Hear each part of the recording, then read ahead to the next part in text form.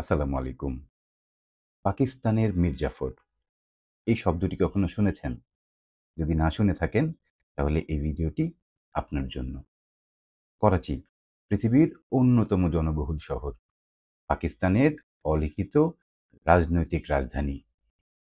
করাচি শহরে প্রায় ২০ লক্ষ বাঙালির বসবাস, যারা পাকিস্তানের ঐতিহাসিক প্রেক্ষাপটে একটি গুরুত্বপূর্ণ ভূমিকা পালন করে এসেছে।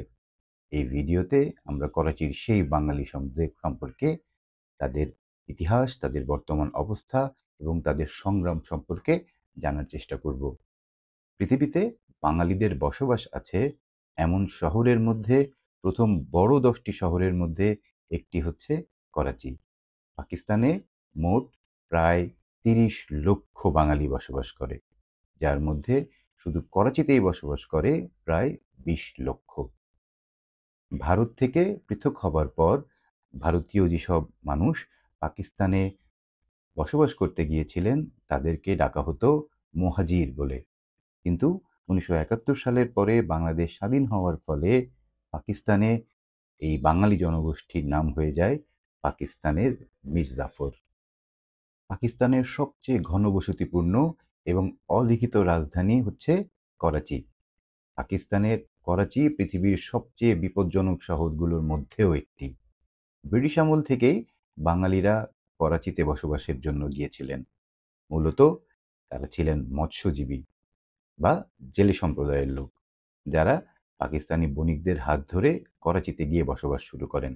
করাচিতে মেছুয়া কলোনি, ইব্রাহিম হায়দার কলোনি, চিটাগং কলোনির মতো প্রায় ১৩০টি বাঙালি কলোনি আছে। আপনি কি জানতেন করাচি বিশ্ববিদ্যালয়ে বাংলা বিভাগে মাস্টার্স পাশ করা যায়, যেখানে হুমায়ূন আহমেদ বিষয়ে পড়াশোনা করানো হয়? পাকিস্তানের এই যে বাঙালি জনগোষ্ঠী, তাদের লাঞ্ছনা, নির্যাতন এবং প্রতিদিনের যেই অপমান, এটা সহ্য করে তাদের পাকিস্তানে বসবাস করতে হয়। কয়েক বংশ পরম্পরায় তারা পাকিস্তানে থাকার পরেও পাকিস্তানের জাতীয় পরিচয়পত্র পাননি এবং পাকিস্তানের নাগরিক হিসেবে বিবেচিত হন না।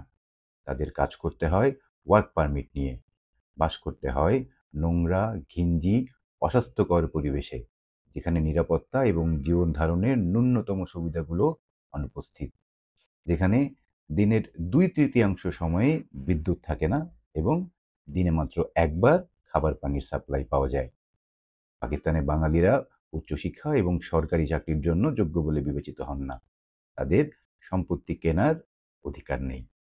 ছোট ছোট শিশুরা তাদের জীবন যুদ্ধের জয়ী হওয়ার জন্য কাজে নেমে পড়তে হয় এবং যেগুলোকে আমরা ছোট কাজ হিসেবে বিবেচনা করি, সেই কাজগুলোই তারা করে থাকেন। পাকিস্তানের মৎস্য শিল্প এখনো দাঁড়িয়ে আছে বাঙালি জেলেদের উপরে ভিত্তি করে। সস্তায় শ্রম বিক্রি করতে বাধ্য হওয়া এই মানুষগুলো পাকিস্তানের অর্থনীতিতে রেখে চলেছেন অবদান। বাংলাদেশেও আটকে পড়া পাকিস্তানিদের চিত্র কয়েক যুগ আগেও এমনই ছিল। কিন্তু বাংলাদেশ সরকারের এই যে বিভিন্ন পদক্ষেপের ফলে, তাদের জন্য উন্নয়ন কার্যক্রমের ফলে তাদেরকে জাতীয় পরিচয়পত্র দেওয়া হয়েছে। তারা এখন বাংলাদেশের নাগরিক বলেই বিবেচিত হন। কিন্তু বাংলাদেশে উর্দুভাষীরা জাতীয় পরিচয়পত্র পেলেও পাকিস্তানে বসবাসরত বাঙালিরা এই সুবিধা থেকে বঞ্চিত। পাকিস্তানের সাবেক প্রধানমন্ত্রী ইমরান খান যদিও বাঙালিদের নাগরিকত্ব দেওয়ার আশ্বাস দিয়েছিলেন, কিন্তু সেই কথা তিনি রাখেননি। পাকিস্তানের রাজনীতি ও অর্থনীতিতে যেই দুরবস্থা চলছে, তাতে এই বাঙালিরা, এই ৩০ লক্ষ বাঙালি কবে নাগাদ পাকিস্তানের জাতীয় পরিচয়পত্র পাবেন, এটা জানতে আমাদের হয়তো কয়েক যুগ অপেক্ষা করতে হবে। ২টি রাষ্ট্রেই আটকে পড়া মানুষের উপস্থিতি ছিল ১৯৭১ পরবর্তী সময়ে। কিন্তু কোনো রাষ্ট্রের সরকারই নিজ নিজ জনগণ বা যারা ফিরতে চায় নিজের মাতৃভূমিতে, নিজের এলাকাতে, সেই পদক্ষেপ গ্রহণ করেনি। বাংলাদেশের এই বাঙালি হিসেবে এই ৩০ লক্ষ মানুষ, তাদের ভবিষ্যৎ কী হবে সেটা অনিশ্চিত। সে বিষয়ে আমাদের আর কিছুই জানা নেই। সেটি নির্ভর করবে ২ দেশের সরকার এবং তাদের গৃহীত পদক্ষেপের উপরে। এই ভিডিওটি যদি আপনার ভালো লেগে থাকে তাহলে লাইক করুন, শেয়ার করুন, সাবস্ক্রাইব করুন। যদি আরও কিছু জানতে চান কমেন্ট বক্সে কমেন্ট করুন। আমরা আপনাদের অপেক্ষায় থাকব। ধন্যবাদ।